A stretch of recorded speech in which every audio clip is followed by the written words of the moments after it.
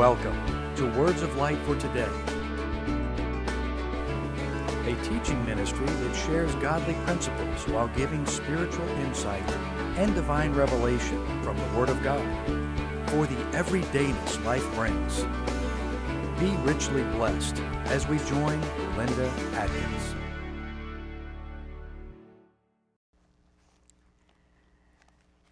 We are coming up on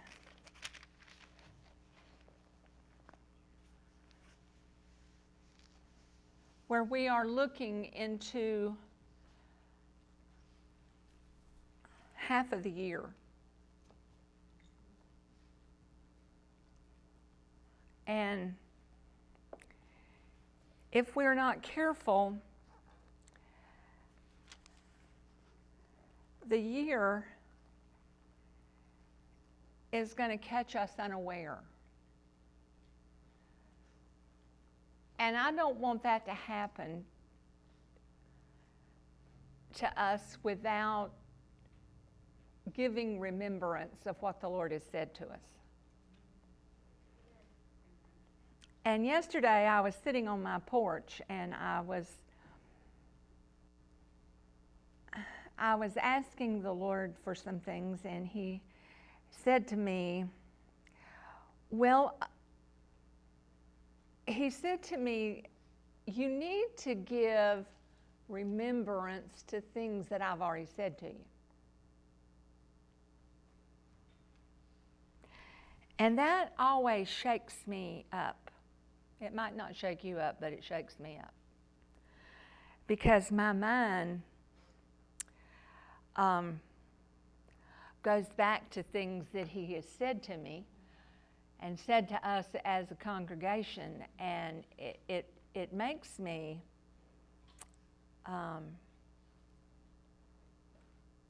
race to see what, just where He's talking about.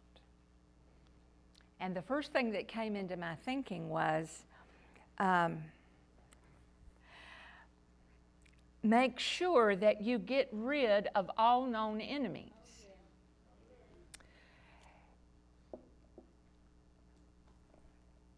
Because I think that a lot of times when He has brought us back to that, we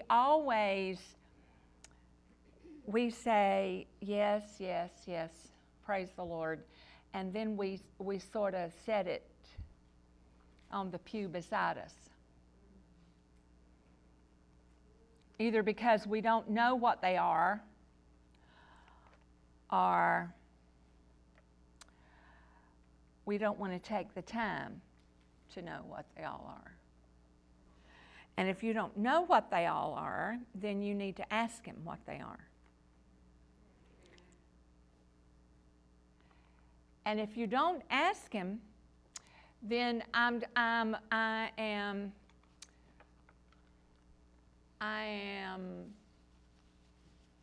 certain that you might find yourself in a situation where you might not like how things end up. Because as we were speaking a few moments ago, everything is about decisions. And see, in some decisions, fear keeps us from making correct decisions. Fear keeps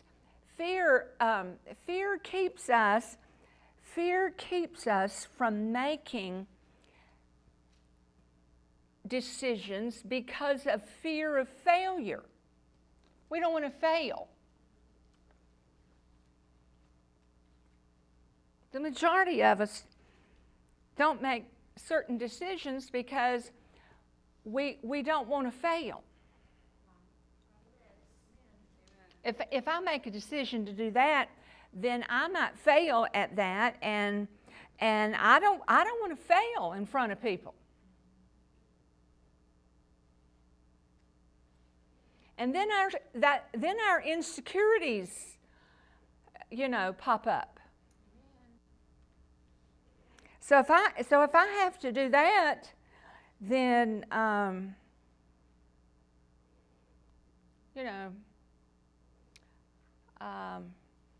don't want to do that. But listen to this. But when you take failure out of the equation, listen now. If you take failure out of the equation, then fear loses its hold on you.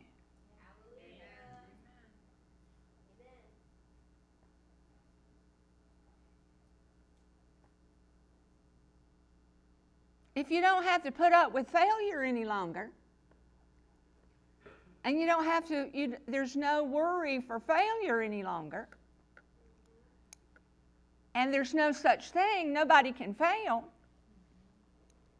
If I make this decision and I'm not going to fail, then I don't have to be afraid to make this decision. I don't have to be afraid to retire. I don't have to be afraid to start this business. I don't have to be afraid to go this way. I don't have to be afraid to start this job. I don't have to be afraid to do this. I don't have to be afraid to do that because I'm not going to fail.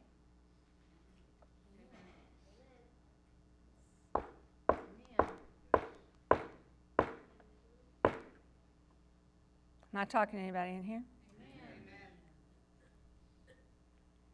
Amen. No, because none of us have ever felt that way before.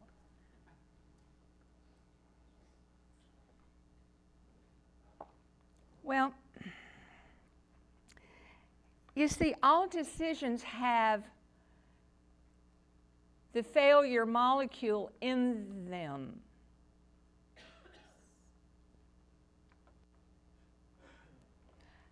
I have followed my children, my grandchildren,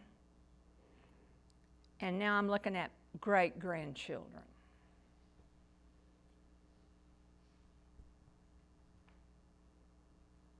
I was with my children all the way up from kindergarten to bicycle riding to car driving, and my grandchildren. So you see, fear is in every decision. Fear of failure is in every decision. Every decision you have to make, there's failure there. But if you take failure out, so how do you take failure out? Don't care if you fail. Amen. Get to where you don't care if you fail. Who says you have to care? That's right. Who told you you have to care if you fail? Somebody might laugh at me. Who? Laugh first. Be the first one to laugh.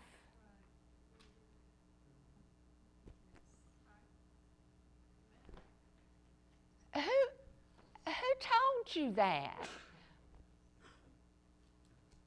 Somebody might talk about me. Who told you you had to care if you failed? Your daddy? Your mama? Did I ever tell you you had to care if you failed? Did I ever tell you that?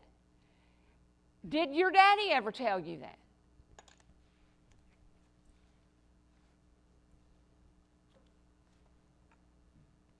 Then why do we have that?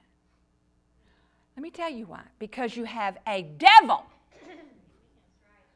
Your devil, your enemy, the devil, goes around sick, and if all he has to do is tell you you're going to fail, if you make that decision, you're going to fail. That's all he needs to do to get you to quit. He doesn't have to do anything else.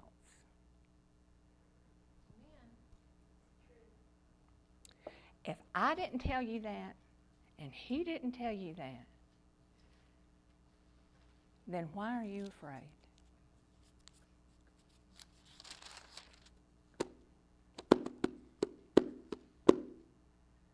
How many of you in here that has been a part of this church for any length of time has ever heard me tell you, you're going to fail?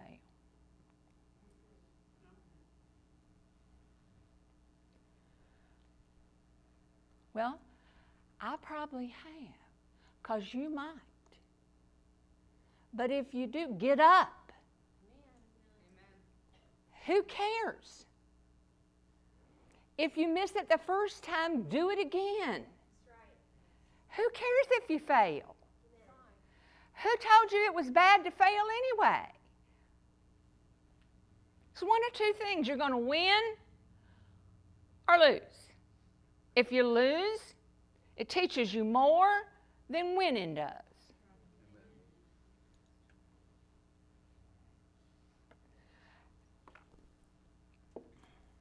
Listen,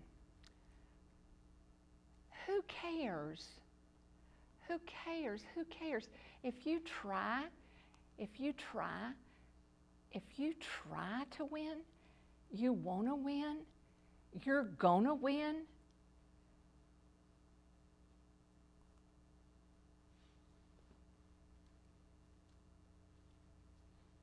Then failure doesn't matter. That's just your demon.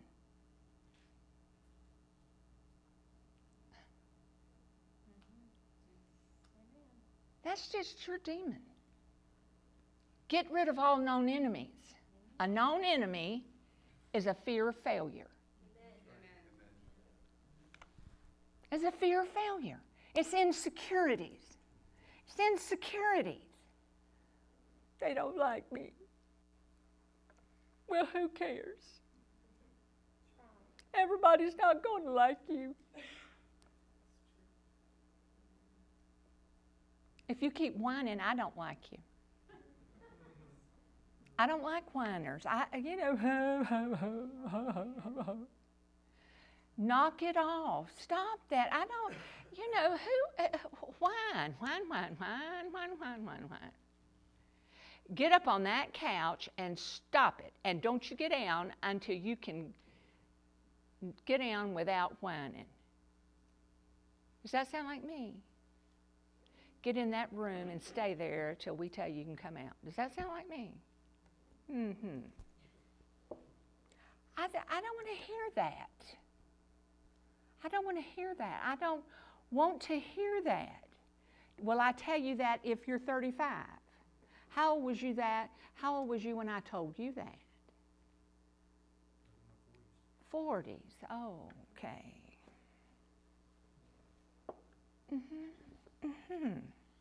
Known enemies. Okay, so what did he tell us to do then? What did he tell us in the front of this year? Reset. Reignite.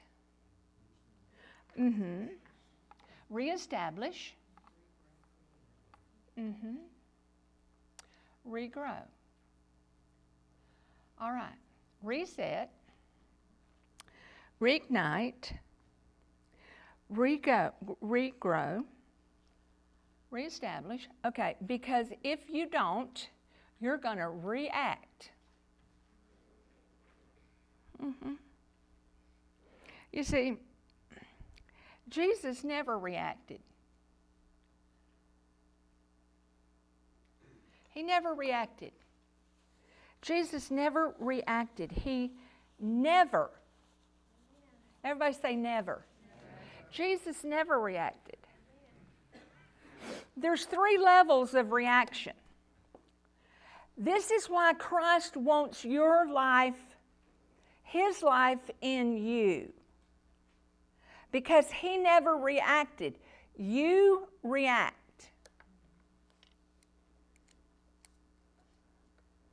Three levels of reaction. The first level of reaction is reason. There's a level of reason. There's a level of conduct. There's a level of God's life. God's life, there's a reaction of God's life. Reason means temperamental, angry. You have a reaction of anger. Somebody says something, makes you mad. You're going along just fine. Somebody speaks up, says something, makes you mad as a dog. Or it makes you happy. Reaction. Reaction. Reaction. Just by somebody speaking. They said something and I'm telling you, that turned me wrong side out. Ever heard that? Yeah, sure you have. Level of conduct. You learn how to behave yourself. You learn how to react patiently. The third level is to transcend. God transcends. He surpasses. That's what transcend means. It means to extend beyond limits. And that's what He expects us to do. But we can't do that because we have to have Him living in us in order to get beyond limits.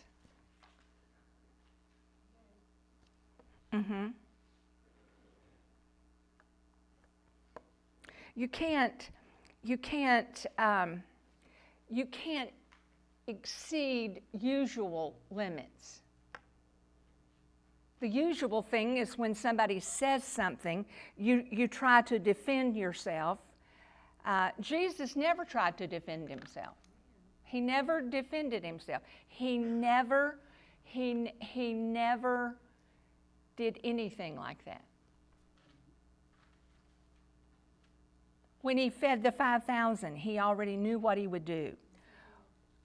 When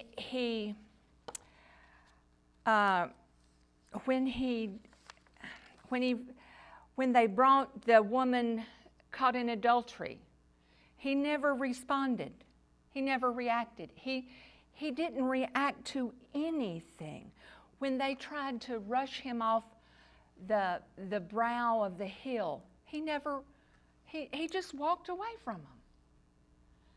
I mean, they had Him rushing Him off. They were going to shove Him off the mountain. And then all of a sudden, they didn't know where He was.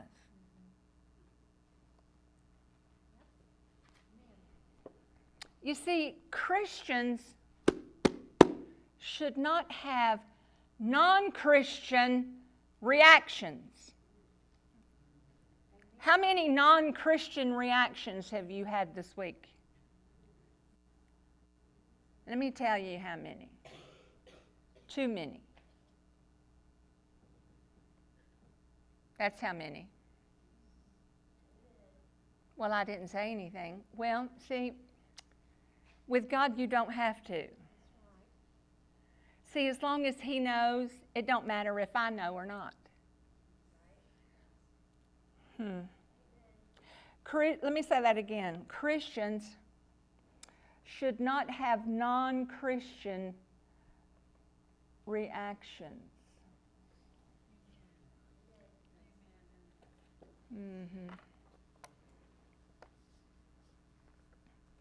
Someone does something, we lose our temper. Reaction. Then we blame it on them. We get irritated and provoked and aggravated. We defend ourselves because we're misunderstood. He was misunderstood. They didn't understand His preaching. Oh, but you misunderstood what I said. No, they didn't. You meant it just like you said it.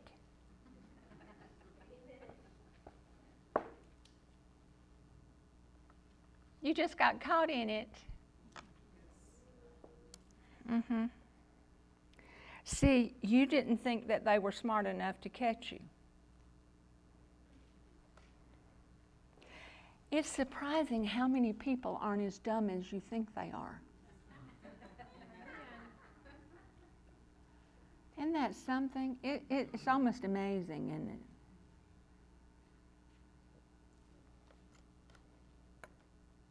You think we're dumb, but we're not.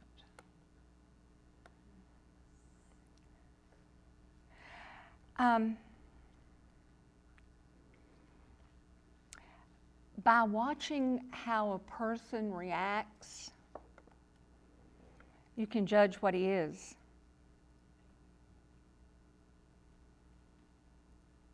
Oh, we're not supposed to judge. Okay, well, you don't judge. I do.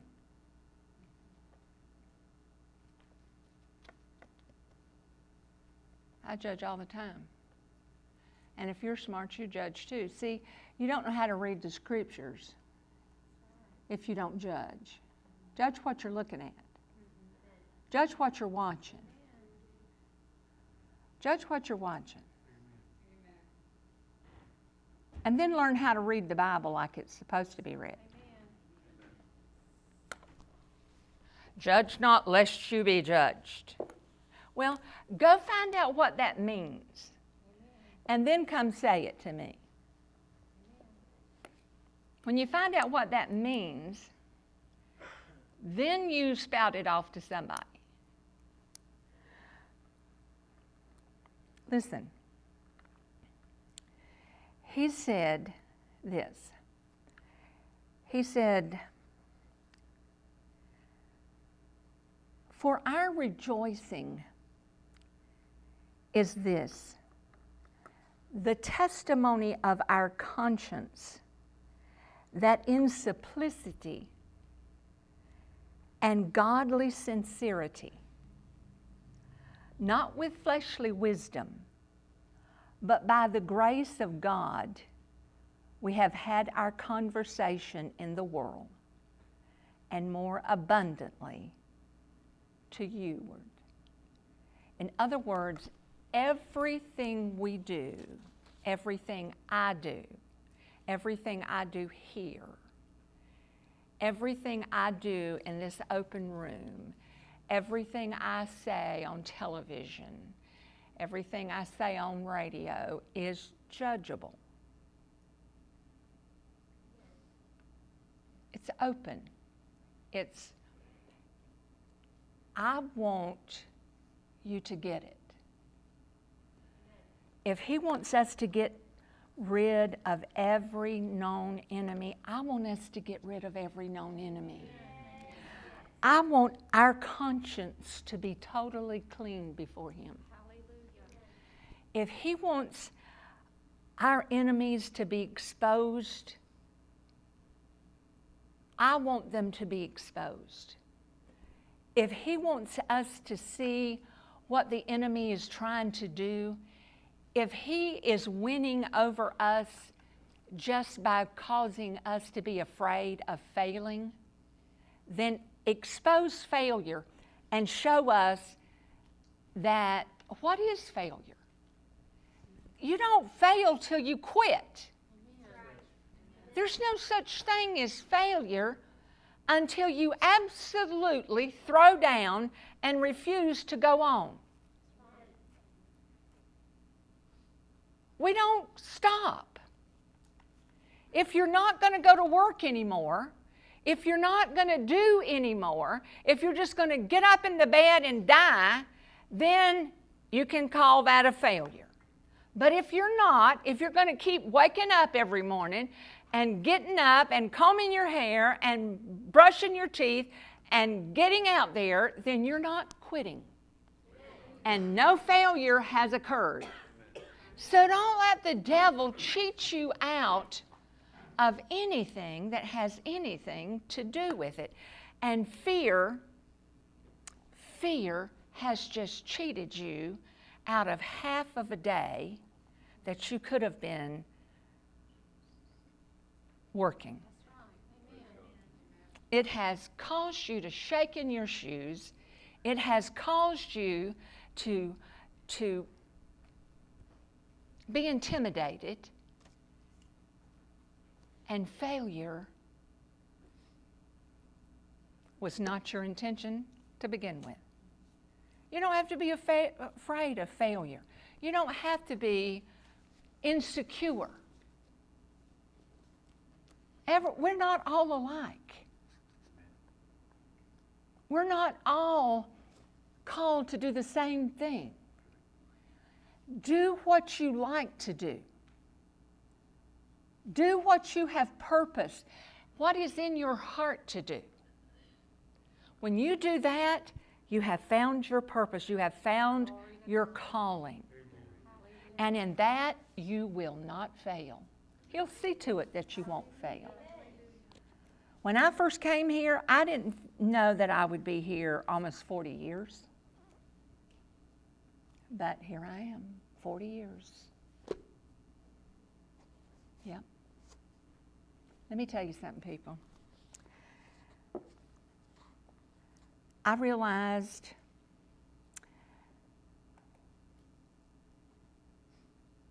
that I could stand up here shaking in my shoes, scared of people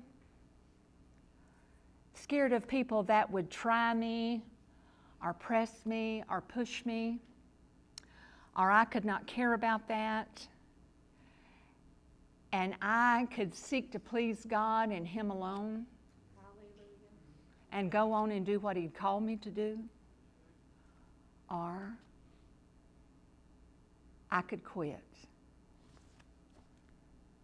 So I chose God. I chose God. And so that stopped fear. That stopped failure. That stopped insecurity. That stopped all kinds of things. And that stopped the devil. And he has not stopped me from June of 1982 until I'm going into June of 2019. And you know what? If the Lord tarries and I tarry, there's no telling how many Junes I'll go. But failure is not going to be a part of it. You have been watching Words of Light for Today with Linda Adkins. For prayer or a free CD of today's message, please call 904-289-9727.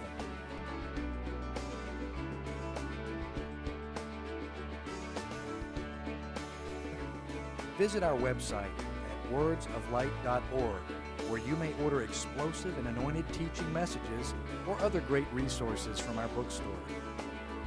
Be blessed and join Linda Adkins next time as she brings Words of Light for Today.